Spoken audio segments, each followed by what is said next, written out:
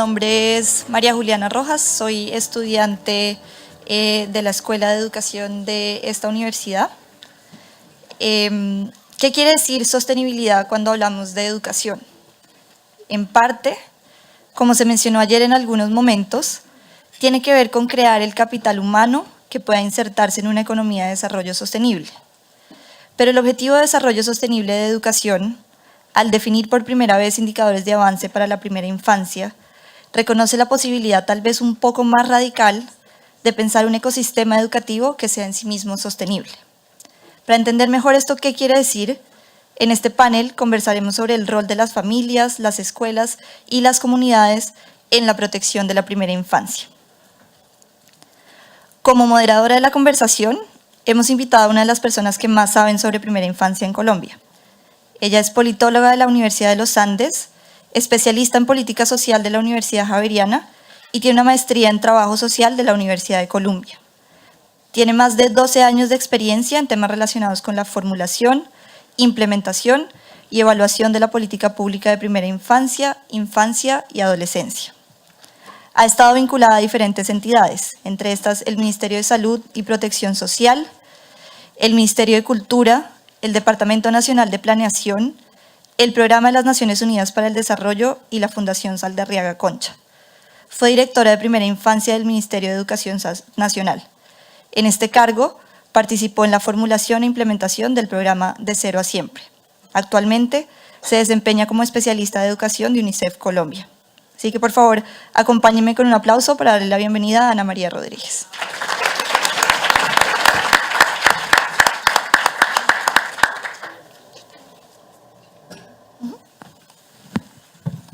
Hola, buenos días. Estoy muy feliz de estar aquí hoy en este espacio tan importante y tan interesante para el desarrollo de nuestro país y acompañada pues por mis colegas de distintas historias y de distintos lugares también de nuestro país y de distintos lugares de enunciación también en sus experiencias.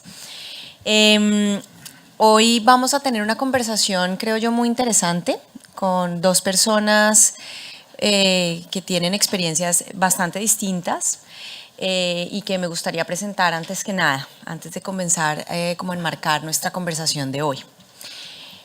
Primero quiero presentarles a Sara Victoria Alvarado.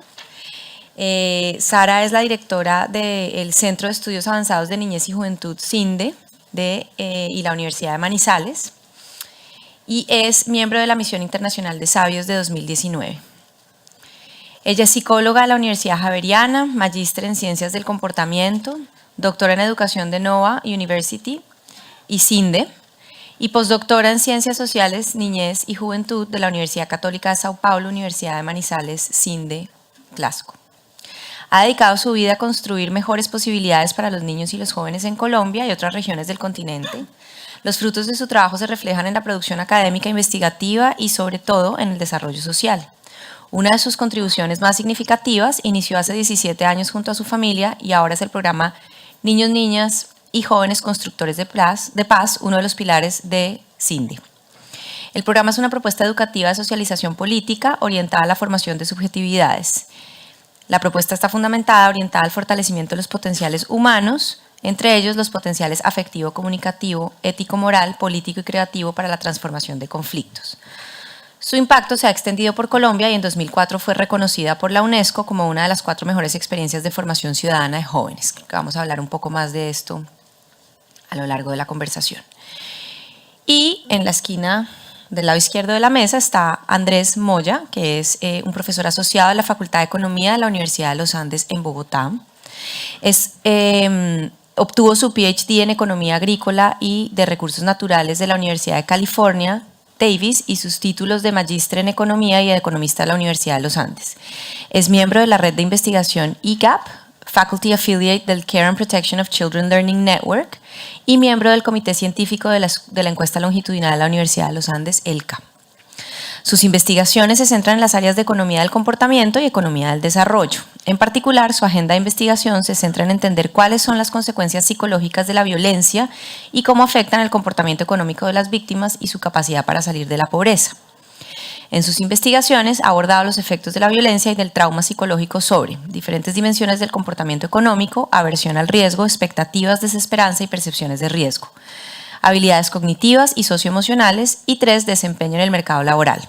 Actualmente está liderando la implementación y evaluación de Semillas de Apego, un programa de atención psicosocial para promover el desarrollo cognitivo y socioemocional de la primera infancia afectada por la violencia y el desplazamiento en Colombia. Entonces es una corta presentación y muy estandarizada, como se dieron cuenta, de nuestros panelistas el día de hoy. Y la idea, vamos a estructurar este panel en 3 momentos. Un primer momento en el que vamos a conocer de primera mano las experiencias específicas que nos van a presentar tanto Sara como Andrés de lo que están trabajando, enmarcado digamos, en un trabajo que yo les voy a contar. Luego vamos a tener una conversación sobre unas preguntas específicas en la mesa y luego vamos a abrir gran parte, digamos, del tiempo para tener una discusión con ustedes. La idea es que tengamos una conversación muy fluida, que haya tiempo para muchas intervenciones y que generemos una rica discusión que nos permita hacer unas buenas reflexiones y llevarnos a casa y a construcción de lo que hagamos en nuestra vida cotidiana y por el país. Bueno, este panel se llama Educación, Familia y Comunidad, ¿sí? Es un tema muy amplio y es un tema que nos convoca a muchos desde diferentes sectores. Creo que eso es algo muy lindo que nos permite la educación y la invitación a esta conversación es a que lo miremos así. Quisiera enmarcar de todas maneras esto y es mi función y mi labor también como funcionaria de UNICEF de siempre recordar que nosotros estamos y tenemos un marco global, digamos, de protección integral de la infancia, que es la Convención de los Derechos de los Niños. Colombia ratificó esa convención y por eso tenemos nosotros una ley de infancia y adolescencia tan fuerte y tan potente como la que tenemos, ratificando esa convención. Y esa convención establece que los niños tienen derechos fundamentales y que los derechos de los niños son los derechos más importantes de todas las personas de la sociedad. Ahí están los derechos a la salud, a la educación, a una familia y al desarrollo integral durante la primera infancia, entre muchas otras cosas. En este sentido, en el panel de hoy, como ya lo dijo María Juliana un poco al principio, si bien el panel se centra en educación, familia y comunidad, hoy nos vamos a enfocar en el momento de la vida más importante, donde hoy ya tenemos muchísima evidencia que así lo soporta, ¿sí? Lo que dijo el presidente Santos esta mañana también, ya está comprobado que es la inversión, el retorno a la inversión más grande lo obtenemos cuando invertimos en los primeros años de vida de las personas en un país. Hoy, por ejemplo, sabemos, ya el Foro Económico Global en su reporte más reciente lo estableció, que hay 250 millones de niños y niñas menores de 5 años en el mundo que están en riesgo de no alcanzar los niveles de desarrollo que tienen que alcanzar. Eso es muchos niños y niñas.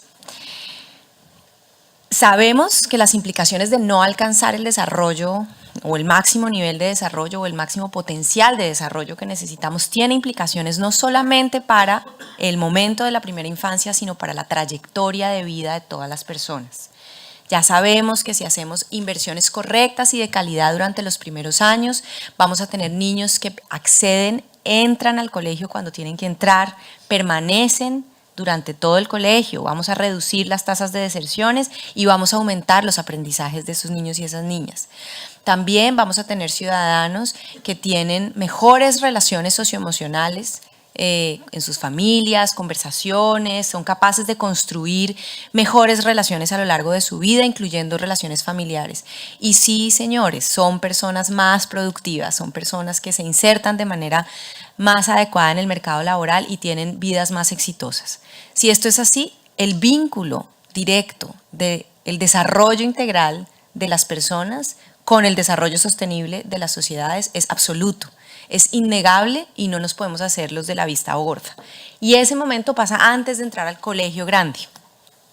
Entonces, todo lo que pasa allí es predictor del éxito o el fracaso en lo que viene más adelante en los años escolares. Y por eso hoy nuestro panel de educación, y eso es algo que le agradezco muchísimo a este grupo de estudiantes que han organizado esta conferencia, es que el tema de educación se va a centrar allí, en eso que pasa en los primeros años, en la importancia que tiene la primera infancia y los servicios que se generan alrededor de la primera infancia. Llamémoslos servicios de educación inicial, servicios de atención integral a la primera infancia y demás. Por todo lo que ya sabemos que impacta positivamente en la población cuando invertimos en la primera infancia, personas como yo, que somos completamente activistas de los derechos de los niños y las niñas, celebramos muchísimo que los Objetivos de Desarrollo Sostenible, la agenda global, lo incluya de manera tan explícita, por un lado, en el objetivo 4, que es el de educación, que tiene una meta específica para la primera infancia, el desarrollo infantil y su medición, pero también hace parte del resto de la agenda. Entonces tenemos en el objetivo 3 los temas de salud y bienestar, como lo mostró el presidente Santos esta mañana, en la reducción de mortalidades maternas y neonatales, en el 2 del hambre cero, en acabar la malnutrición en menores de 5 años, y en el objetivo 16, y ahí los invito a que nos quedemos pensando en ese 16 también, el de paz, justicia e instituciones, en donde hay una meta específica para acabar con el maltrato físico y la violencia hacia los niños, las niñas y los adolescentes. Y aquí sí que simplemente quisiera dar un marco específico para de pronto las personas que nos acompañan hoy y no lo conocen. No voy a entrar en detalles porque tampoco es el tema de la conferencia, pero Colombia, con mucho orgullo lo digo además, porque he participado en los últimos 10 años en este proceso de construcción, es uno de los 67 países que, según UNICEF, cuenta con un marco de política pública dirigido a la primera infancia. Después de 8 años de mucho trabajo, se logró tener una ley, que es la ley 1804-2016, por si tienen interés en conocerla, en donde establece el marco de la política de atención integral a la primera infancia de 0 a siempre. Y obliga al país entonces a que no sea una cosa de un gobierno, como decía el presidente de Bancolombia, sino a que sea una política de Estado, algo que el país necesita seguir invirtiendo y seguir trabajando y generando los esfuerzos hacia esa dirección. El marco de la política pública que hoy en día existe en Colombia creo que es muy interesante, ha sido muy reconocido a nivel también internacional porque es integral. Integral significa que se ajusta a las necesidades de los niños en el momento de la vida en el que estén, es decir, es adecuada para los niños de 0 a 3, es adecuada para los niños de 3 a 4, es adecuada para los niños de 3 a 6. En cada momento pasan cosas distintas, se aprende desde que nacemos y se aprende de manera muy distinta y se requieren muchas cosas para lograr ese aprendizaje y ese desarrollo.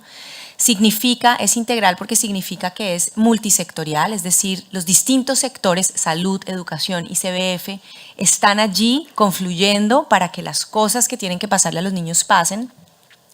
Y eso hace, digamos, que haya un reto adicional en la coordinación intersectorial para que las acciones de política que se han desarrollado alrededor de esta sucedan. Entonces, no voy a hablar más del tema porque sé que nuestros compañeros del panel van a hacer algunas inferencias a la política pública, a sus impactos y lo que hemos vivido en los últimos años en el país, pero sí quisiera que nos situáramos entonces en ese momento de la vida, en la importancia que tiene para la trayectoria educativa y en un concepto que estamos empezando a trabajar en el país desde varias organizaciones y con el Ministerio de Educación también últimamente, que es el de proteger las trayectorias educativas de los niños y las niñas. Y eso arranca desde la primera infancia. Hay muchos obstáculos y muchos peligros para garantizar esa trayectoria educativa. Y hoy vamos a mirar cuáles son esos riesgos y peligros que hay durante la primera infancia y por qué son malos, por qué generan resultados adversos en ese desarrollo y cómo realmente afectan en esas trayectorias educativas. Cosas como la pobreza, la desnutrición, la violencia, el maltrato, el conflicto armado también o las situaciones adversas generadas por conflicto y por situaciones humanitarias complejas, como el ejemplo de lo que estamos viviendo ahorita, la migración que es de población venezolana al país, o los desastres naturales como las inundaciones frecuentes que tenemos. Con eso entonces Quisiera darle la palabra a nuestros panelistas. Cada uno de ellos nos va a hacer una corta presentación de lo que nos quieren compartir para enriquecer esta discusión y posteriormente entonces tendremos una discusión aquí en la mesa. Entonces, Sara, tienes la palabra. Muchas gracias. Creo que donde...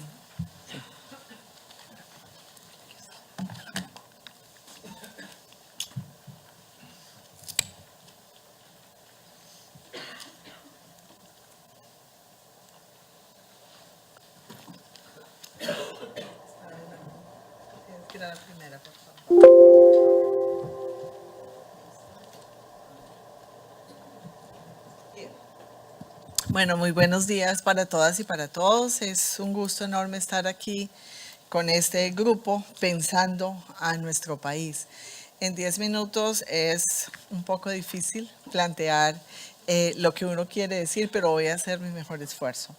Yo quisiera presentarles a ustedes una experiencia particular y desde ella aportar las reflexiones que he construido en torno a esto. La experiencia se llama Convidarte para la Paz y es una propuesta de trabajo para niños y niñas de la primera infancia. Nosotros en esta propuesta partimos de un reconocimiento a las problemáticas centrales que aquejan la vida de los niños, de las niñas, de los jóvenes en nuestro país y que están atravesadas por las múltiples expresiones de la violencia, los múltiples rostros de la violencia, las diferentes prácticas de múltiples rostros de pobreza, las diferentes prácticas de violencia, las formas crecientes de exclusión y las maneras como la corrupción va permeando la vida de las familias, de las comunidades y por ende de la vida de los niños. Quizás 4 indicadores sencillos para que nos muestren la complejidad de esta situación. Por ejemplo, ver cómo 500,000 niños menores de 5 años son desplazados en Colombia. Como en medicina legal nos reporta 4.500 casos en 2018 de niños afectados. El registro único de víctimas nos muestra un poco más de 390,000 víctimas del conflicto armado de niños en ese rango etario, o el Ministerio de Salud que nos presenta más de 12,000 casos en el año 2018 de niños en condición de desnutrición. Bueno, hay muchísimas estadísticas que no podemos presentar y que podríamos mirar como en distintos entornos. Pero lo que interesa es que nuestra institución, como consciente de estos riesgos, de estas condiciones complejas que atraviesan la vida de la primera infancia en nuestro país, encuentra que allí están, diríamos, como los primeros óbices o los principales obstáculos para el logro de los objetivos de desarrollo sostenible. Yo creo que de todos, pero especialmente de algunos, dado que, como lo explicaba Ana María, en la primera infancia quedan establecidas como las bases iniciales de todo lo que va a pasar posteriormente con los niños. Conscientes de eso, nuestra institución crea un programa que es el que les quiero presentar, que es una propuesta conceptual, metodológica, pedagógica de socialización política para la primera infancia, que es el programa de Convidarte para la Paz. Este es un programa que parte del reconocimiento fundamental en torno a cómo atender a los niños, educar a los niños, dar cuenta a los niños de la primera infancia, nos implica la necesidad de un marco conceptual complejo, interdisciplinario, que articule muy distintas miradas. Y nosotros vemos que en la mayor parte de programas que conocemos, no todas estas miradas son tenidas en cuenta a la hora de pensar el desarrollo humano de los chiquitos. Abogamos por, evidentemente, el reconocimiento de una perspectiva de la psicología evolutiva y de las neurociencias en términos de ese andamiaje filogenético psicobiológico sin el cual no hay niños para vivir. Por tanto, su nutrición, sus necesidades básicas resueltas, sus necesidades fundamentales de apego. Pero ¿cómo eso es insuficiente para pensar el desarrollo humano alternativo? ¿Cómo necesitamos echar mano de la sociología del conocimiento, fundamentalmente con autores como Berger y Luhmann, que nos ayudan a entender que el niño se autoproduce, se autoconstruye al mismo tiempo que con los adultos y de la mano de otros va construyendo ese mundo que quiere vivir. Eso nos lo ayuda a entender también más hondamente Kenneth Gergen desde el construccionismo social, cuando nos muestra cómo el niño hace esa construcción de sí, esa construcción social en el marco de relaciones. Pero el psicoanálisis crítico con Lorenzer, por ejemplo, nos muestra que esas relaciones siempre son relaciones conflictivas.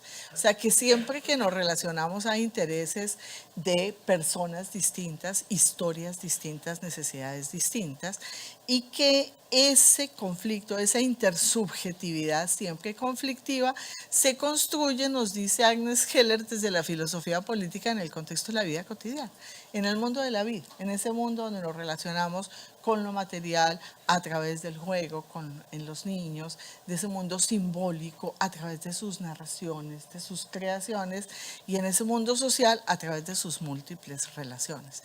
Y aparecen allí Amartya Sen desde la economía y Martha Nussbaum en la filosofía política, conversando con él, y dice, todo eso es cierto. Todo eso es cierto, pero todo eso lo que nos ayuda a entender es que al niño hay que fortalecerle sus capacidades, su capacidad de agencia para ayudar en la configuración de su propio mundo. Pero dicen ellos, las capacidades no se pueden desarrollar, esas libertades humanas como capacidad no se pueden desarrollar si al mismo tiempo no reconocemos sus titularidades o derechos, si no reconocemos que esas capacidades son un derecho, y si como Estado y sociedad civil no generamos las oportunidades para que estas cosas ocurran. Este programa tiene como 3 grandes componentes metodológicos. Uno, actividades claramente intencionadas a que eso ocurra, es decir, talleres de trabajo desde el arte, desde la lúdica, con los niños para que estas cosas sucedan, pero un impacto en el etos cultural de los centros educativos, la transformación simbólica, la transformación del uso de la imagen, de la cartelera, de la pared, del color, de la manera como ocurren las cosas, los manuales de convivencia, todo este etos cultural de la escuela pensada y el etos cultural mismo de las familias, el etos cultural de las comunidades, dependiendo de los entornos donde esté transcurriendo la vida de los chiquitos. Y tercero, la articulación al currículo, es decir, esto no pueden ser programas paralelos, no pueden ser cátedras de paz que ocurren por ahí, si esto no está articulado a todas las dinámicas como el niño construye sus saberes y como el niño aprende, como el niño puede construir y crear vida. ¿Desde qué principios trabajamos esto? Primero, en todo, centro de todo, carácter lúdico y estético. Arte, literatura, expresión, muchísimo arte, muchísimo juego con los niños. Partiendo siempre de sus propias voces, del sentido de sus propias acciones, retomando la importancia de sus prácticas relacionales. Tercero, relacionando siempre el conocimiento, la intervención y el impacto en política. Es decir, que estas experiencias de trabajo en la escuela no pueden estar por fuera de la academia, sin recibir los impactos de la investigación, sin poder hacer de estas experiencias investigación misma y aportando claramente al impacto en política pública y desde sistemas de monitoreo y evaluación. El proceso metodológico fundamental es muy simple, después lo podemos conversar, pero solo voy a nombrar en qué consiste. Hacer memoria con los niños. 2, externalizar las violencias que ellos tienen como propias. Orientar esa externalización a las potencias, orientarnos a la construcción de futuros compartidos y mantener el comportamiento que ha logrado transformarse en estos procesos. Se busca el logro o la afectación de esas capacidades básicas, 5 que las nombraba Ana María en la presentación. El potencial afectivo de vida desde el cuerpo de los niños, el potencial cognitivo y creativo para poder crear mundos otros, la lúdica, la exploración y la creatividad para la resolución de conflictos, el potencial ético, espiritual y de cuidado del otro, de lo otro y de la naturaleza, y el potencial político. Y terminaría diciendo, ¿qué es esto del potencial político? El potencial político consiste en el despliegue de la capacidad de agencia de los chiquitos. Y la capacidad de agencia pasa, 1, por ayudarles a configurar pensamiento propio. 2, capacidad de autorreflexividad, de pensarse, de dudar de sí para configurar verdades compartidas. 3, saber de dónde vengo, dónde estoy, para dónde voy y a dónde quiero ir, es decir, conciencia histórica. 4, ampliación del círculo ético, cómo hacer que en el círculo de importancia quepan más allá de su papá, su mamá, su hermanito, el mundo entero, el planeta, los animales, la vida, los otros. 5, la negociación del poder, cómo aprender desde la primera infancia a tramitar el poder, a negociar el poder, a descentralizar y desconcentrar el poder. 6, la articulación discurso-acción, es decir, aprender con los niños a que lo que se dice se hace y se hace en proyectos colectivos. Y finalmente, la actuación en el ámbito de la vida con otros para construir el mundo común. Bueno, dejaría por ahí como la propuesta general de Convidarte. Gracias. Vale, Sara, muchas gracias.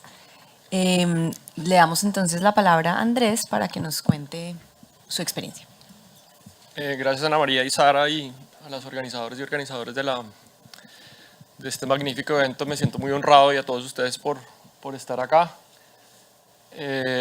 Yo quiero contarles un poquito sobre 2 áreas de nuestras investigaciones que nos han llevado también a la parte de implementación de programas en una dimensión en la que creo que es uno de los principales retos que tiene el país a futuro y para la construcción de una sociedad más equitativa y más justa.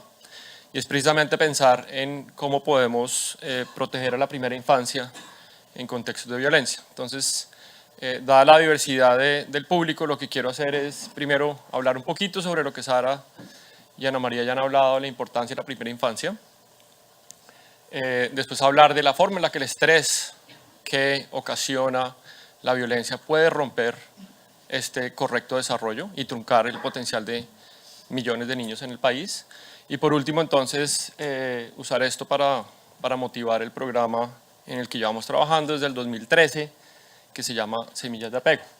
Entonces, lo primero ya lo mencionaron, pero el punto central es que la primera infancia es la etapa más importante de la vida, sienta las bases para lo que viene en el futuro.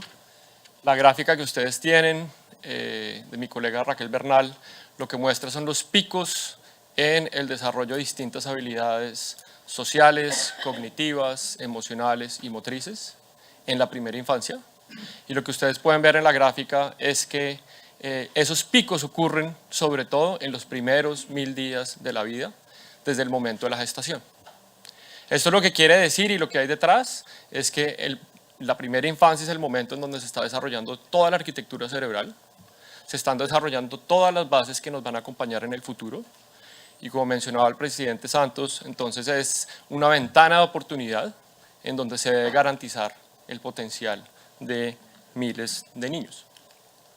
Desafortunadamente, la evidencia también nos muestra que en estos primeros años de vida empezamos a ver las brechas socioeconómicas, aparecen en los primeros años de la vida y persisten en el tiempo.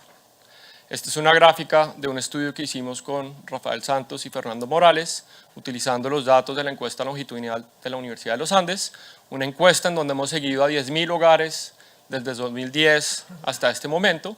Hemos visto niños nacer, crecer, y los datos que ustedes ven son los puntajes en el desarrollo cognitivo, la evolución en el puntaje en el desarrollo cognitivo, en niños en el quintil superior de riqueza de la encuesta, más o menos estrato 4, y niños en el quintil inferior.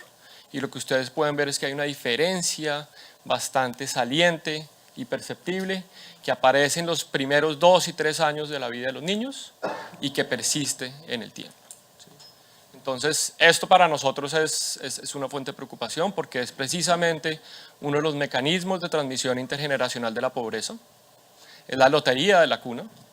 Niños que nacen en entornos más vulnerables tienen en cierta forma muchos más obstáculos para desarrollarse y para obtener todo su potencial. Y creo que desde distintas disciplinas, acá el tema de la interdisciplinariedad es muy importante, tenemos que entender cuáles son los factores que están detrás y que explican estas brechas. Uno de ellos es precisamente el estrés y ya voy a hablar un momento de esto.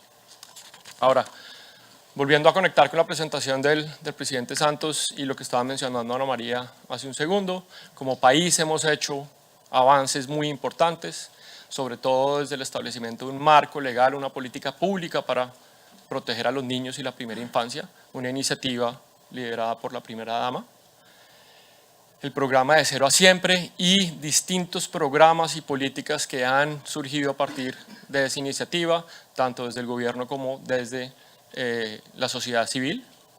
Y lo que vemos, y es muy bonito en este momento, es que ya hay evidencia de los impactos positivos que se están generando a partir de estos programas. 2 estudios recientes de mi colega Raquel Bernal en la facultad muestran que la puesta en marcha del programa de Cero a Siempre tuvo beneficios muy importantes en el desarrollo cognitivo de los niños en los municipios en donde se estaban empezando a montar los centros de desarrollo infantil. Y a la par, otro estudio que tiene de una intervención con el programa FAMI de bienestar familiar y una mejora curricular del programa, lo que empieza a generar es mejoras en el desarrollo cognitivo, en el desarrollo nutricional y también en las interacciones entre padres, madres y los niños. Entonces, esto es una fuente de optimismo porque nos permite entender que vamos por una buena senda. Sin embargo, creo que todavía queda mucho camino por recorrer. Y sobre todo algo en donde nosotros vemos un poco vacío en la política pública es la protección a la primera infancia en contextos de violencia. La violencia tiene muchísimas consecuencias, económicas, sociales, humanas, pero tiene unas consecuencias psicológicas muy profundas. Y al hablar de esto, lo hago con todo el respeto y la empatía. Cuando trabajamos con víctimas notamos mucha resiliencia, notamos mucha capacidad para sobreponerse de las circunstancias que han vivido, de los entornos en los que han estado, pero también lo que notamos es que hay unas afectaciones en salud mental a veces muy severas y persistentes. Como país todavía tenemos un tabú con el tema de salud mental. Cuando hablamos de esto todavía pensamos que estamos generando patologías, que estamos diciendo que las personas están enfermas. Eso no es el punto. El trauma psicológico es una reacción emocional normal ante un evento anormal y traumático.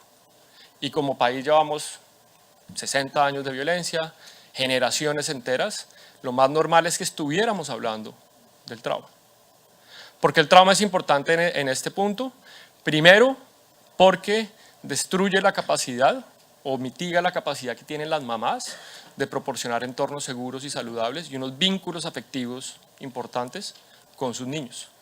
Cuando pensamos, por ejemplo, en estadísticas de maltrato infantil o negligencia, es fácil decir es que esto está mal, pero si nos ponemos en los zapatos de las personas que están expuestas a la violencia, al estrés, a la exclusión, podemos entender distintos factores que los llevan a tener estos tipos de comportamiento. Entonces, lo primero, el primer canal a través del cual la violencia puede afectar el desarrollo infantil es precisamente rompiendo esos vínculos afectivos seguros entre las mamás, los papás, los cuidadores principales y los niños.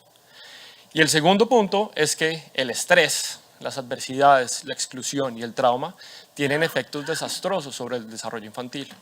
Esta es una gráfica de un centro de investigación acá en Harvard, el Centro del Desarrollo Infantil, y lo que muestra es la arquitectura cerebral en la parte superior, niños en entornos normales, la parte inferior, niños expuestos a adversidades y estrés tóxico.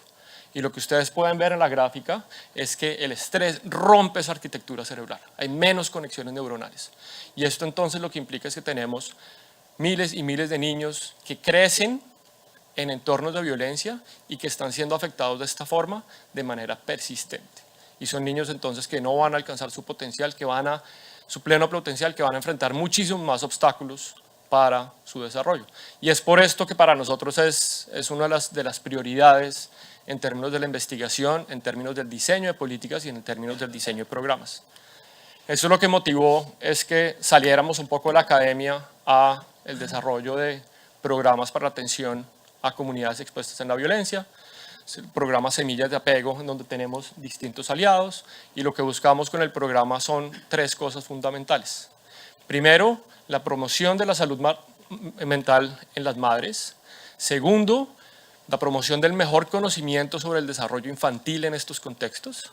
Y por último, la construcción de estos vínculos afectivos saludables, que por la evidencia que tenemos pueden generar un escudo protector que blinda al niño de los procesos de las adversidades.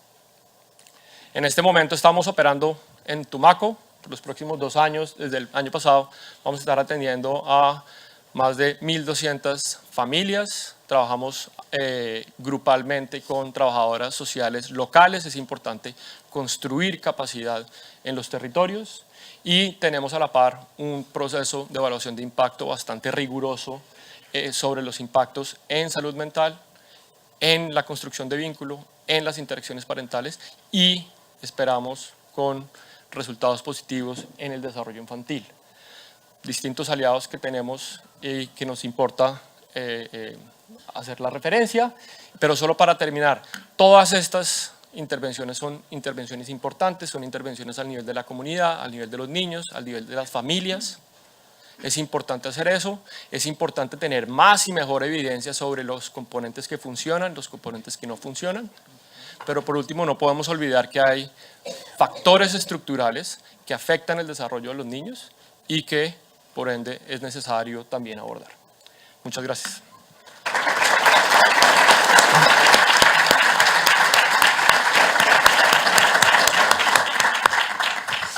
Bueno, muchas gracias por estas maravillosas presentaciones.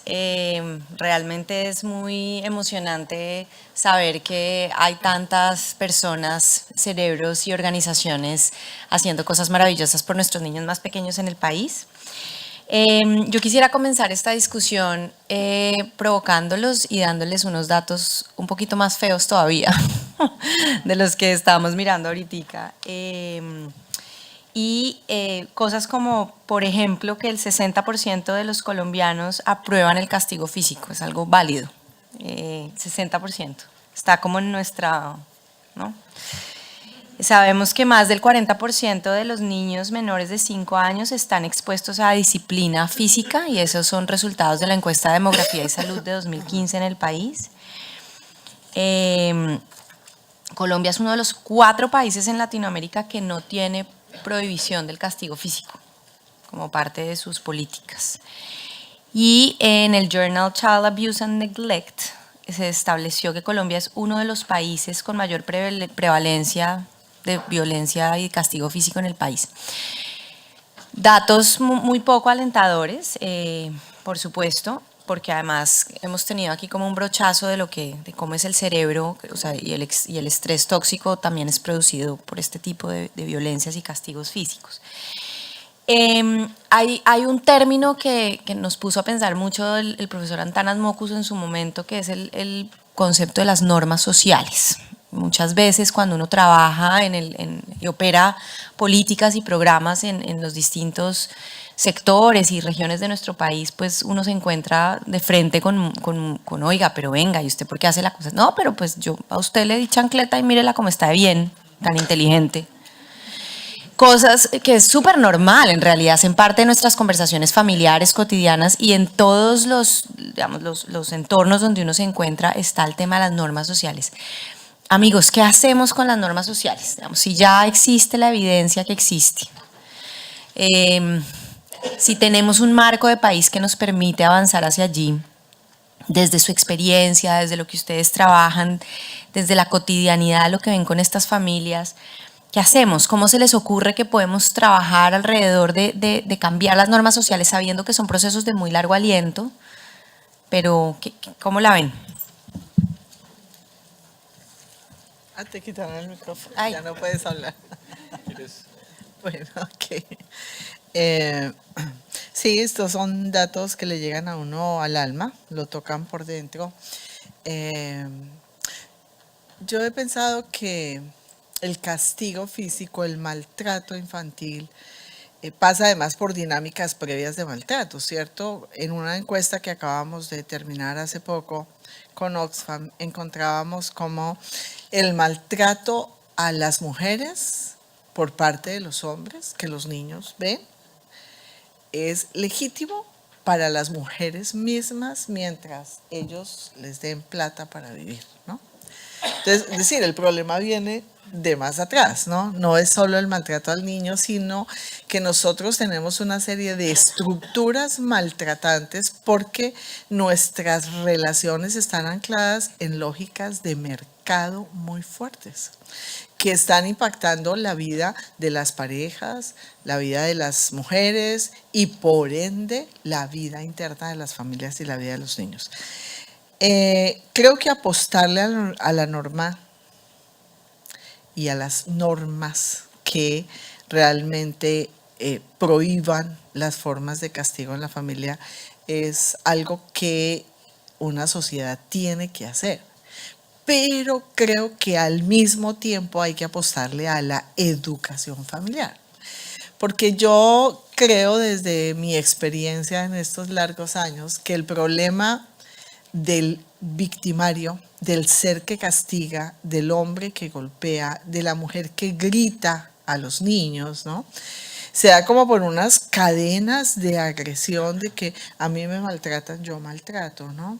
Mi familia es maltratante, mis hijos sufren maltrato. La sociedad me maltrata, no tengo que darle de comer a mi hijo, lo único que puedo hacer es gritarlo y pegarle para que no llore y no me pida comida.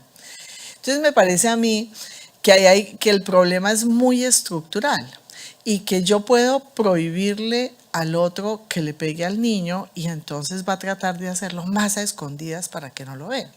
Pero eso no garantiza nada de que realmente se erradiquen estas prácticas en nuestras sociedades. Se controlan y creo que hay que hacerlo. O sea, yo creo que los gobiernos y que un Estado como el nuestro tiene que hacerlo. En eso comparto. Pero me parece a mí que si eso no está acompañado de programas de educación familiar, de educación a la mujer, de socialización política de las propias familias para que puedan desarrollar capacidades de agenciamiento y de toma de decisiones y de resolución de conflictos que no pasen por el golpe, seguiría como muy coja la cosa, ¿no? Entonces sí a la norma, pero norma con educación familiar y comunitaria. Yo solo agregaría dos puntos cortos. Y creo que el punto central es tratar de entender también por qué esta es la norma y por qué llegamos a esa norma y por qué llegamos incluso a la capacidad de decir de frente, sí, yo le pego. Y creo que hay dos cosas muy importantes. Lo primero es esos patrones intergeneracionales en donde las mamás con las que trabajamos, por ejemplo, dicen, es que esa fue la forma en la que a mí me criaron, ¿cierto? Esa fue la forma en la que yo crecí y yo simplemente estoy repitiendo estas cosas. Pero lo segundo también es, de nuevo, pensar en los contextos de violencia, de pobreza, de adversidades.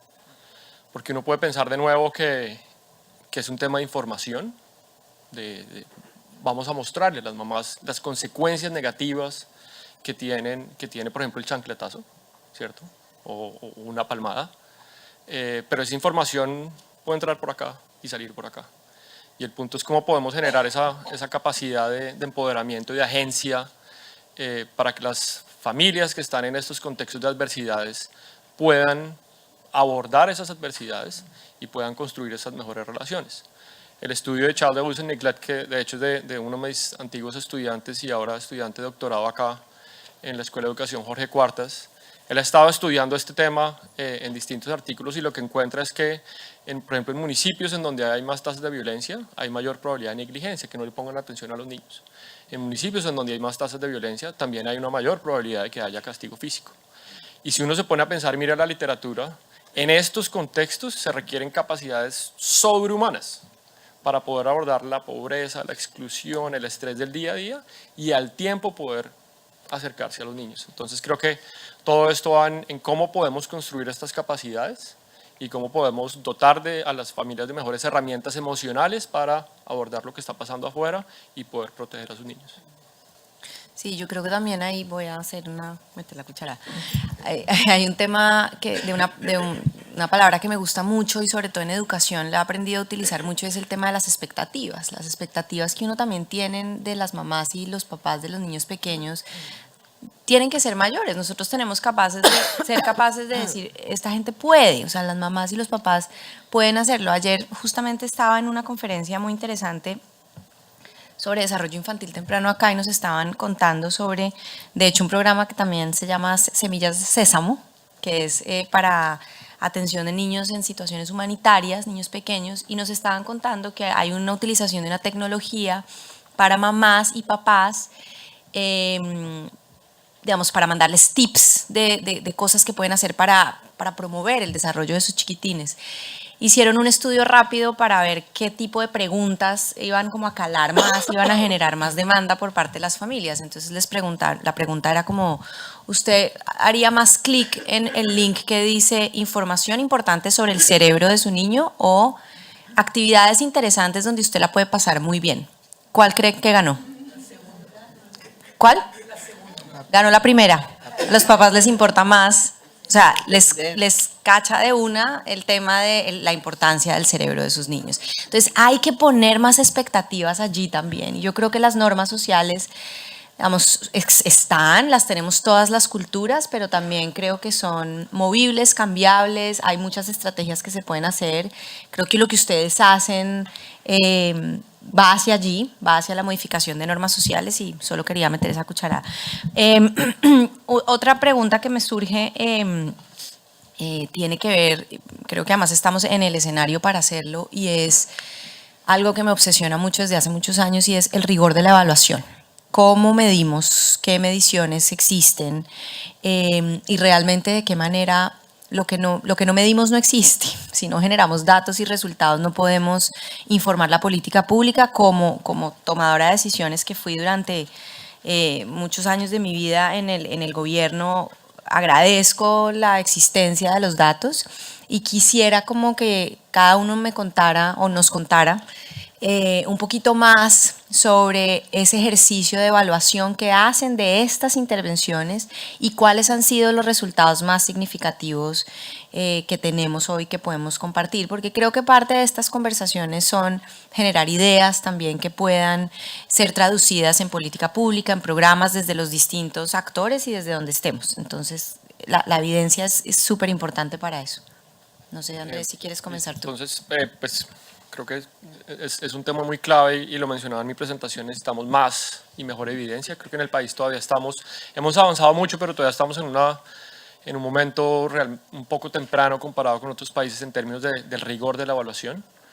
No es un capricho académico, no es solo porque estemos buscando publicar en revistas académicas indexadas por fuera, sino porque el rigor de la evaluación nos permite a nosotros entender cuáles son los componentes de los programas que funcionan, cuáles son los componentes que no funcionan, nos permiten ajustar y nos permiten entonces hacer un diálogo de políticas públicas. Y esto acá, en temas de desarrollo infantil, hay una gran literatura y hay muchísimo interés porque medir el desarrollo infantil es difícil. Medir también, por ejemplo, los temas de trauma es difícil. Y ahí hay componentes éticos y morales importantes cuando uno se acerca, por ejemplo, a las familias a pedirles que participen en una evaluación. Hay una delgada línea en donde, ¿por qué estamos haciendo esto? ¿Por qué estoy invitando a alguien a este programa del cual yo estoy convencido que funciona y le he metido tiempo, dinero y emociones? ¿Cuál es el retorno para las familias de participar en estas evaluaciones? En el caso de Semillas de Apego hemos hecho evaluaciones tanto cualitativas en el desarrollo del currículo del programa, que nos empezaron a dar luces sobre si el currículo era apropiado para el contexto colombiano. Nosotros cogimos distintas experiencias internacionales para desarrollar nuestro currículo, después las adaptamos al contexto local y el contexto de las comunidades en Colombia, y el primer pilotaje del programa fue para entender si esos contenidos había buena recepción, si eran los contenidos más apropiados. En este momento estamos embarcados en una evaluación de impacto un poco titánica, siguiendo a los niños al menos por 2, 3 años, ojalá los podamos seguir por 5, 6, 7, 10 años, para identificar cuáles son los efectos de esta semillita que hemos sembrado, ¿cierto? Y obvio, desde la parte académica e intelectual es fascinante ver los datos, es fascinante ver cómo se van moviendo las distribuciones, pero el valor real es que podamos con esto ponerle sustento a nuestras afirmaciones, ponerle sustento a nuestras hipótesis para incidir en políticas públicas. Sí, totalmente de acuerdo. Creo que esto de la evaluación y la producción de información para poder valorar los impactos reales de los programas es fundamental. Nosotros desde el Centro de Estudios Avanzados empezamos todo este trabajo de formar la capacidad de agencia de los niños y los jóvenes. Empezamos por los niños de 8 a 12 años. Esa fue como la primera etapa del trabajo. Luego se siguió con jóvenes y desde hace unos 8, 10 años para acá hemos incursionado al trabajo con primera infancia. Cuando se desarrolló, cuando se empieza todo este trabajo, se generó una batería de pruebas para medir el impacto que el programa tendría en la capacidad de equidad de los niños, en la capacidad de aceptación de la diferencia. Y qué cosa tan complicada fue eso. Eso fue súper difícil hacer pruebas en ese sentido. Logramos finalmente hacerlas, estandarizarlas y hacerle un seguimiento longitudinal al programa con niños. Posteriormente se hizo la adaptación de toda la batería para el programa con jóvenes y ahora se hizo su primera aplicación con la primera infancia. De esa todavía no hay resultados. En esas pruebas lo que además construimos fue un sistema permanente de monitoreo, evaluación y seguimiento para ir llevando estos indicadores sobre la afectación en estos comportamientos, en estas actitudes, en estas posiciones de vida que creemos que están a la base del comportamiento pacífico y a la base del comportamiento democrático. Por eso se buscaron esas categorías para medición y se ensartan en un sistema en el que hay unas mediciones periódicas y esas mediciones se hacen en niños y se hacen valoraciones al mismo tiempo en las familias, en las instituciones educativas, etc. ¿De qué tenemos resultados? Tenemos resultados de las franjas de niños y jóvenes y los resultados han sido realmente sorprendentes. Es que creemos que con este tipo de programas se logran afectar esas actitudes básicas de los niños que están a la base de un comportamiento no violento, que están a la base de un comportamiento capaz de aceptar la diferencia, capaz de construir con otros la vida, ¿no? Los resultados han mostrado cosas muy, muy interesantes, muy positivas todas ellas. Y en términos de las familias no hemos logrado crear como pruebas más cuantitativas, sí evaluaciones cualitativas, muchísimas evaluaciones cualitativas a lo largo de todos estos años. El programa con niños y jóvenes ha llegado más o menos a 39.000, con primera infancia llevamos por ahí solo 2.000 niños, es mucho más nuevo el programa, ¿no?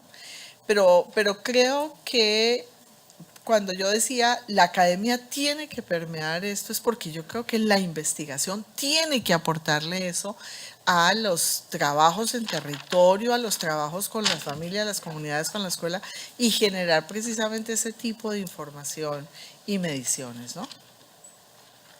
Sí, vale, muchas gracias. Ahí también siempre está la pregunta por no solamente, digamos, y en el sector educativo, no solamente son como los resultados de aprendizajes ni los resultados en los niños, en este caso, de cómo impactamos el desarrollo, sino cómo medimos la calidad de los servicios que estamos ofertando. Estamos haciendo grandes inversiones, digamos, en la política pública y en los programas dirigidos a primera infancia y cómo hacemos para saber si lo que estamos haciendo es realmente costo efectivo o no. Entonces, lo que acaba de contar Andrés, el estudio o la publicación más reciente de Raquel Bernal, donde se empiezan a ver ya unos impactos importantes frente a la inversión que se ha logrado en el desarrollo de los niños, frente a la inversión que se ha logrado en el país, pues son importantes, son interesantes.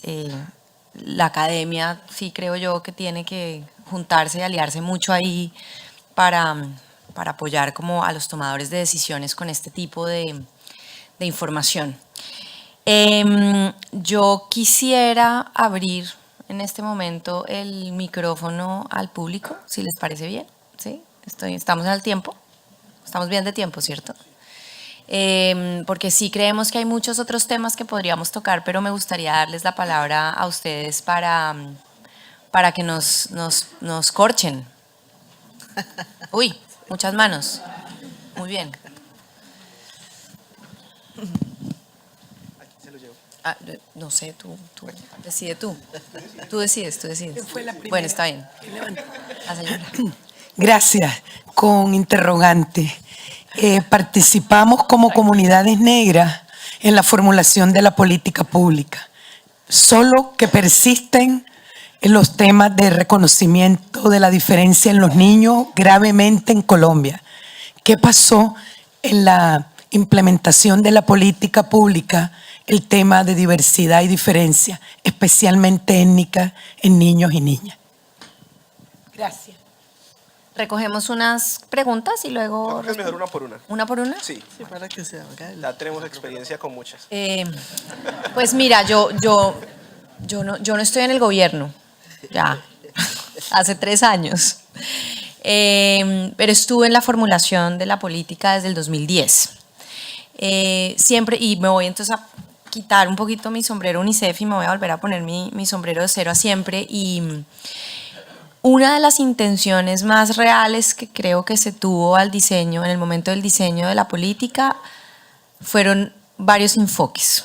Uno, el enfoque de derechos, principalmente, el enfoque de género y el enfoque de inclusión de la diversidad.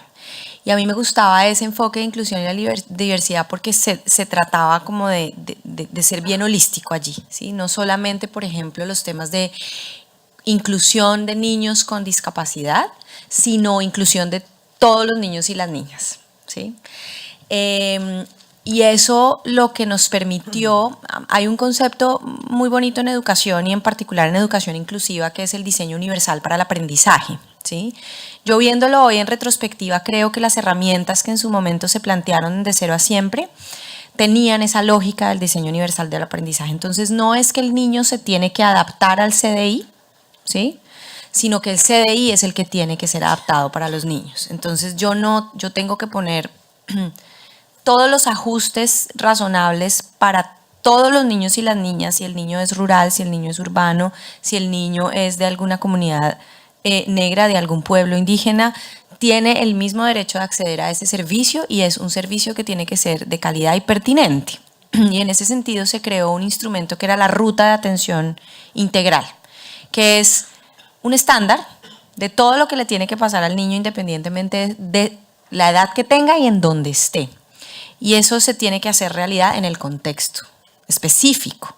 Entonces son los contextos específicos, y en nuestro caso, digamos, los gobiernos locales y el oferente de servicio en lo local, quien debe hacer esos ajustes razonables. Hasta ahí me quedo yo con esa respuesta. Tal vez no es satisfactoria para usted, porque en la implementación del cotidiano, del día a día, de lo que está pasando allí hoy, pues no tengo el dato ni tengo la respuesta. Lo que sí le puedo asegurar es que fue la intención real del diseño de la política de cero a siempre. ¿Yo puedo intervenir ahí? Claro, Sí. somos todos. Sí, qué rico. No, es que estaba pensando en una investigación que terminamos hace ya algunos años con niños de 7 y 8 años, es decir, niños que acaban de, entre comillas, salir de su primera infancia. Y era una investigación precisamente para medir en los niños sus niveles de discriminación étnica, de género. Y los resultados son escalofriantes, realmente son escalofriantes. Tengo que nombrar algunos, ¿no? niños, el ejercicio se hizo en 12 escuelas públicas en distintos lugares, cada una en un departamento del país. Y el ejercicio se hacía de la siguiente manera. Se les entregaba a grupos de niños una bolsa con recortes de dibujos.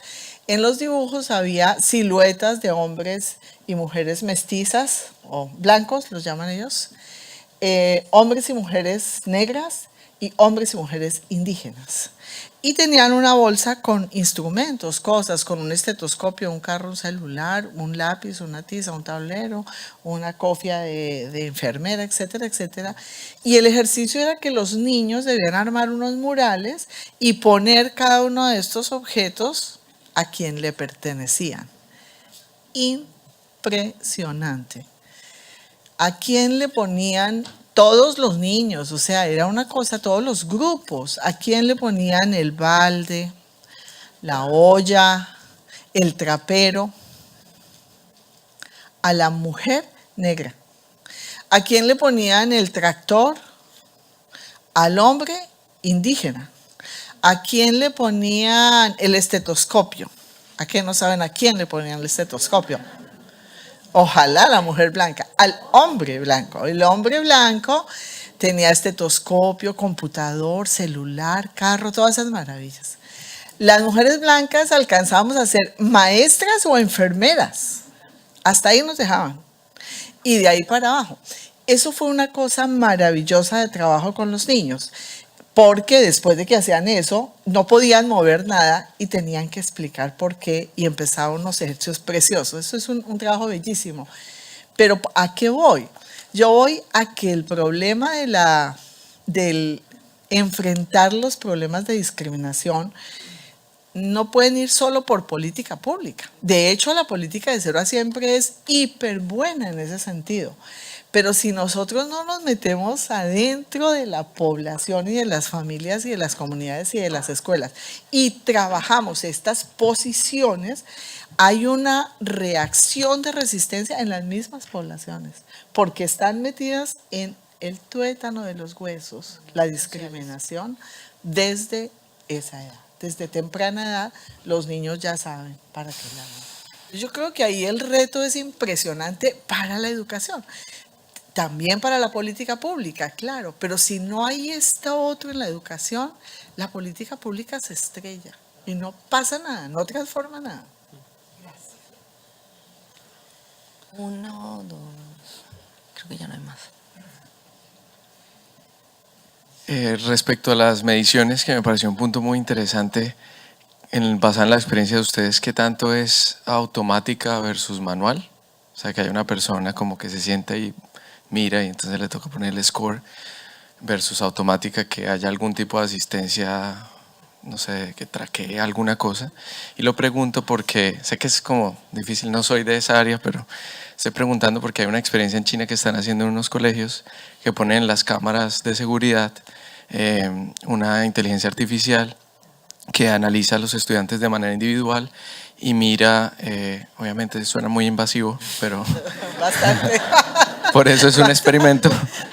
Es un experimento, pero luego entonces el downside, bueno, el upside de eso es que la inteligencia artificial analiza niño por niño de manera igual y entonces va marcándole scores para decirle al profesor, este niño, aunque usted no lo note porque es más shy o porque, sí, no, el profe no nota porque son 50 niños, le dice, estos 3 niños hay que especialmente ayudarlos en tal área, porque le ha notado que se desconcentran más por ciertos movimientos que nota y tal. Entonces, pues, ¿qué tan cerca está la investigación que están haciendo ustedes de medir un poco más directo? Estamos lejos de China, afortunadamente. Yo creo que es mejor que Muy lejos. Parte porque eso es carísimo, ¿cierto? En la conferencia en la que estábamos ayer nos están mostrando, hay unos estudios en la Universidad de Nueva York de una neurocientífica que es Kim Noble, tiene una charla TED que acaba de salir sobre el efecto de la desigualdad en el cerebro y ya están poniendo, por ejemplo, máquinas de resonancia magnética para medir activaciones cerebrales. En Colombia creo que todavía pensar en que podemos acceder a esa tecnología es muy difícil. Entonces hacemos un poco a la antigua. Pero esas escalas que se aplican, por ejemplo, de desarrollo motriz, de desarrollo cognitivo y socioemocional, tienen muy buena validez. Hay todo un proceso de análisis psicométrico detrás, unos procesos de entrenamiento y de los protocolos de la aplicación de las encuestas.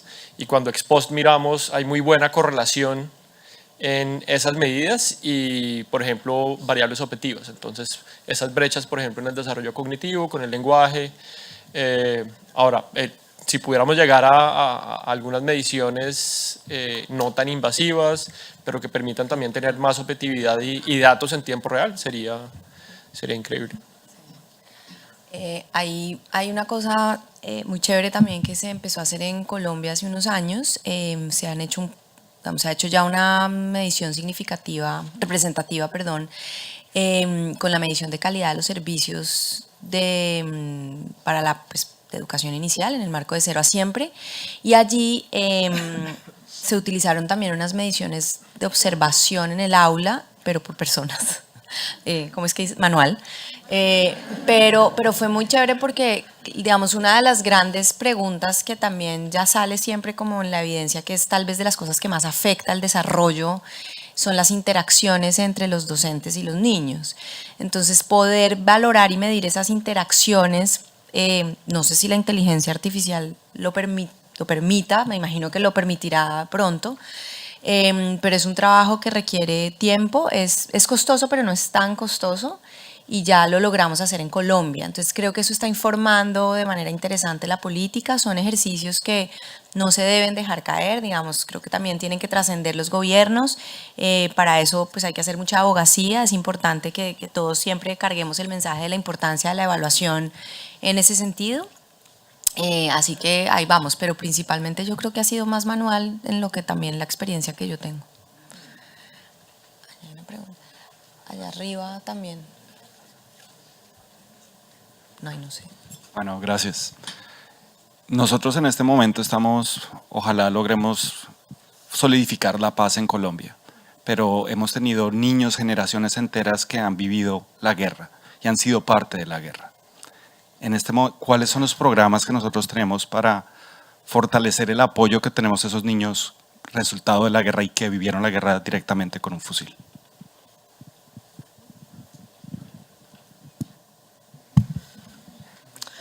Bien, nosotros desde el centro, este programa de Convidarte para la Paz, lo trabajamos precisamente con niños de familias afectadas por el conflicto armado. Y sobre estos entornos es que estamos trabajando y hacemos investigación. Hemos lanzado ahorita y en ese sentido, este programa trabaja con los niños directamente, pero trabaja con sus familias y con las personas de los centros de desarrollo infantil donde esos niños están, en los contextos en los que ellos hoy están. Ya no está, el trabajo no se hace directamente en zona de conflicto, sino con estos niños que han sido desplazados por la violencia. Allí las cosas que encontramos son realmente maravillosas. Yo diría, como decía Ana María, yo creo que nosotros tenemos que aumentar, llamabas tú, la expectativa. Me gustó, la expectativa, porque cuando tú te encuentras en el trabajo directo con las familias y con los niños, es impresionante lo que las propias familias van construyendo para defenderse de esa pérdida del nicho de vida, para estar metidos en una ciudad que no conocen, para empezar a generar otras maneras de vivir en estos nuevos entornos. Cuando nosotros hacemos el trabajo, se trabaja con los niños, se trabaja con las familias, se trabaja con los agentes educativos, son procesos muy largos, son muchos talleres, pero en los talleres se busca más o menos eso. Uno, traer a la memoria los hechos, no para revictimizar ni para volver eso una cosa espantosa, sino para hacernos cargo de eso. Cuando tú no traes a la memoria algo, no te puedes hacer cargo de eso. Cuando tú lo traes a la memoria, empieza todo un segundo proceso, aquí estoy súper sintéticamente, que llamamos externalizar la violencia. Y es sacar esto que pones en memoria y lo pones afuera a través del juego. Por ejemplo, los niños juegan con plastilina y hacen a Don Violencio. Y con eso se generan unas obras de teatro en torno a lo que pasa con Don Violencio para que los niños en colectivo y con sus familias puedan enfrentarlo, ¿no? Después de que se trabaja todo esto de las externalizaciones, empieza el trabajo en todo el fortalecimiento de las capacidades, en que los niños aprendan a volverse a reconocer en su nueva forma de vida, que aprendan a cómo tejen lazos en esa nueva condición, cómo pueden desde acciones creativas, colectivas, aprender a manejar los conflictos, no por la vía del tiro, no por la vía del golpe, no por la vía del miedo, no por la vía del terror, sino por la vía de la solidaridad compartida entre ellos, por ejemplo. Se empiezan a trabajar en todo el fortalecimiento de la posición ética frente al mundo, pero es de una ética del cuidado, una ética de la hospitalidad, una ética de la simpatía, para volver a valorar la risa, el juego, la danza, el hacer juntos. Y desde allí se genera el salto a lo que llamamos el potencial político, el trabajo en el que se le mete toda la ficha a que la familia, los niños, las comunidades se empoderen y adquieran capacidad de agencia para manejar el mundo. Y es impresionante las cosas que tú puedes ver allí. Hay resultados muy, muy, muy, muy bonitos. Y en este momento hemos empezado una segunda experiencia que sí es en zona de conflicto armado directa y estamos empezando el trabajo con las mujeres, con los jóvenes, con los chiquitos, que lo llamamos la expedición pacífica y que es un poco más amplio, que no se centra ya en las instituciones mismas, sino en sectores comunitarios en condición de conflicto, pero la lógica de trabajo es la misma. Eso estamos empezando a meternos allí. Hay resultados bonitos en eso. Yo solo agrego, creo que hay muchísimo por hacer. Si usted piensa, por ejemplo, en población reincorporada, jóvenes, niños que fueron reclutados y ahora están saliendo y creo que hay una pregunta de qué hacemos, ¿cierto? Y de pronto poner también una responsabilidad en el gobierno. En las zonas de reincorporación hubo un baby boom. ¿Cómo vamos a atender a estos niños? ¿Cómo vamos a atender a estas nuevas mamás que están enfrentando? Entonces, el vaso medio vacío es, hay muchas cosas en donde no estamos haciendo nada.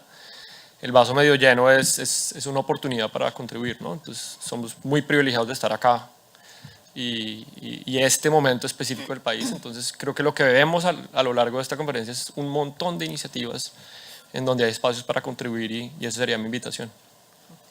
Yo quisiera complementar, perdón, he complementado todo, la moderadora más metiche de todas, pero yo quisiera complementar con eso. Y es, sí, estoy de acuerdo con que hay muchos retos, pero también creo que hay muchos avances. Digamos, Colombia sí tiene, tanto desde el gobierno, hay unas líneas muy claras de política de atención a niñez, digamos, reincorporada, desde hace mucho tiempo, ¿sí? Que obviamente ahora están, me imagino que la demanda aumentó significativamente en los últimos años. Eso lo coordina el Instituto Colombiano de Bienestar Familiar y ahí hay una ruta muy clara de protección de los derechos de estos chicos reincorporados. Y yo, digamos que con mucho orgullo en este momento también les cuento que desde UNICEF nos estamos aliando con el gobierno para trabajar precisamente en las zonas de concentración, en donde el baby boom que dice Andrés, que sí hay niños y niñas bien pequeños que han nacido o están por nacer en estos lugares de, digamos, los espacios temporales. Y allí estamos pensando en generar una oferta de calidad alternativa para estos niños pequeños para promover su desarrollo integral. No es suficiente, es indudable que no es suficiente, pero sí hay unos avances interesantes e importantes. UNICEF también trabaja desde hace mucho tiempo en temas de generación de habilidades, de liderazgo y de participación para jóvenes y adolescentes desmovilizados o pues reincorporados. Así que sí, hay muchas cosas que se están haciendo, es un reto grande, lo que decía el presidente Santos esta mañana, las primeras generaciones que están naciendo sin conocer tanto el conflicto son las que están naciendo ahorita, así que el reto es de ahí para atrás, todos los demás, todos estamos y tenemos que un poco levantar este gran tabú que tenemos frente al tema de salud mental y la importancia de la protección a nuestros niños, sobre todo los más pequeños. Creo que tenemos tiempo para una pregunta más. El señor de arriba, ahora hay 3 más. ¿Qué hago? Él lleva desde hace rato. Pero es que él lleva desde el principio levantando la mano, perdón, me van a regañar. En esa misma nota del proceso de paz, ¿qué expectativas ustedes tienen del cambio de esta generación? ¿Ustedes creen que está afectado ya la generación que nació sin conflicto en comparación a nuestra generación que nació con conflicto, o todavía tenemos muchísimo por recorrer? Es obvio que tenemos muchísimo por recorrer, pero en porcentaje, ¿qué cambio esta generación va a tener? Entonces, usted, si mira estadísticas, si mira los entornos en muchas regiones, ha habido cambios impresionantes. Regiones que ahora por primera vez en muchos años tienen paz y una tranquilidad, pero también, por ejemplo, Tumaco. Tumaco tiene la tasa de homicidios más alta del país, 114 sobre 100.000 habitantes, y es un contexto en donde todavía el conflicto está ahí. Entonces creo que en algunas regiones hay unas nuevas generaciones que están creciendo en un país distinto, pero todavía hay unos retos enormes en otros lugares. Claro, yo creo que sí afecta, pero son cambios que se tienen que dar y que se van a dar en el largo plazo, ¿cierto? Venimos, por ejemplo, con una historia de trauma muy larga. ¿Cómo afecta eso a estos niños? Estos niños de pronto ya no crecen con el estrés de la violencia, pero todavía tienen estas cargas intergeneracionales del trauma, la exclusión, pero sin duda es el momento de cambio. Sí, yo diría que hay una cosa que a mí me parece pues un poco a veces complicada, a veces desesperanzadora, pero a veces me llena de más ánimo, y es decir, o sea, yo creo que las nuevas generaciones están naciendo en un país distinto, pero no es un país sin violencia, ni es un país sin conflicto, ni es un país sin las complejidades impresionantes. Hay muchas familias con las que estamos trabajando, por ejemplo, en el sur del Tolima, que están viviendo un desencanto total y absoluto de la paz. ¿Por qué? Pues porque en su entorno han matado a más de 200 personas, líderes sociales, por estar defendiendo esa paz que ya se supone legítima en Colombia. Entonces, la muerte de líderes sociales en Colombia hoy es penosa para el mundo. A mí me da vergüenza nombrarla, siento vergüenza del país. Entonces, eso está ocurriendo. ¿Y eso qué es lo que crea? Desencanto de muchos sectores. Nos volvieron a engañar. Entonces, hay toda una cosa por construir que yo creo que pasará más de una generación para que nosotros podamos ver impactos reales, ¿no? Yo creo que transformaciones las iremos viendo y bienvenidas, pero como que tenemos que ser muy conscientes que las incoherencias, las corrupciones de nuestro país siguen generando unas dinámicas que uno dice no puede ser, o sea, no puede ser, ¿no? Nuestra paz se está construyendo en medio de dinámicas aún de guerra.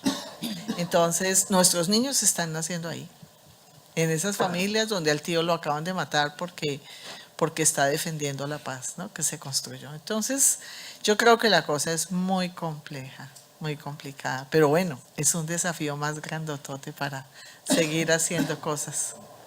Ahora sí les prometo que es la última pregunta. Ok, gracias. Mi pregunta tiene como dos caras. Una es, aquí entre ustedes no ve representado al gobierno y ve representada a la academia.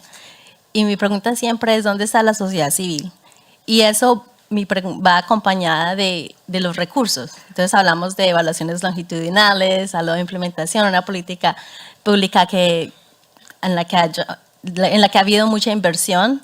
Pero entonces, ¿dónde está la sociedad civil? Y hay una concentración de los recursos solamente en el gobierno y en la academia, o cómo accede la sociedad civil, y me refiero a movimientos comunitarios, cosas que salen de grassroots. ¿Cómo accede la sociedad civil a recursos y incluso a colaboración con el gobierno y con la academia? Vale, muchas gracias por tu pregunta. Solo para aclarar, en este panel no está el gobierno. Desafortunadamente Estamos no lo desgobernados. logramos, sí, estamos, por eso ha sido ingobernable, no, mentira, pésimo mi chiste, pésimo. Pero de hecho aquí estamos representados, creo yo, en una buena parte, digamos, la academia está, una parte, la sociedad civil organizada por CINDE y sí, o sea, se nos acaba el tiempo. Y digamos, yo soy UNICEF, entonces creo que para responder tu pregunta, sí, entendida tu pregunta totalmente, súper válida, creo que es una pregunta que nos hacemos todos. Nosotros en UNICEF, por ejemplo, nuestros socios implementadores muchas veces son organizaciones de la sociedad civil. Nosotros no somos implementadores de programas, sino que los recursos los transferimos a estas organizaciones de base comunitaria y organizaciones de la sociedad civil quienes implementan directamente los programas en este caso. Yo creo que es un reto el tema de la participación de la sociedad civil de todas maneras en la formulación y en la prestación de los servicios. Es una pregunta, es algo en lo que hay que seguir trabajando, pero yo creo que específicamente en el tema de primera infancia es algo que existe, que se ha logrado. Hay muchísimas organizaciones de la sociedad civil en el país llevando estos temas en los territorios, diferentes, digamos, hay unas experiencias muy lindas de la modalidad familiar que han sido implementadas directamente por algunos pueblos indígenas quienes han recibido los recursos directamente. En el país tenemos normativa que permite que los grupos étnicos sean administradores de los servicios de salud y educación y los recursos, digamos, vamos en el camino hacia allí, pero también hay todos los retos de fortalecimiento de capacidades, de acompañamiento, de asistencia técnica por realizar. Nos toca cerrar este panel, yo sé que tienen 50.000 preguntas más, podemos seguir conversando en las siguientes horas. Muchas gracias, yo creo que mi mensaje final sería, y un poco para responder la pregunta última que nos hicieron es, sí creo que esta es la generación de la paz de todas maneras, hay que seguir trabajando y claramente la primera infancia es el momento para hacerlo y para garantizar las trayectorias educativas y de vida de las poblaciones. Entonces muchas gracias y un gusto y un honor haber estado con ustedes compartiendo esta mañana.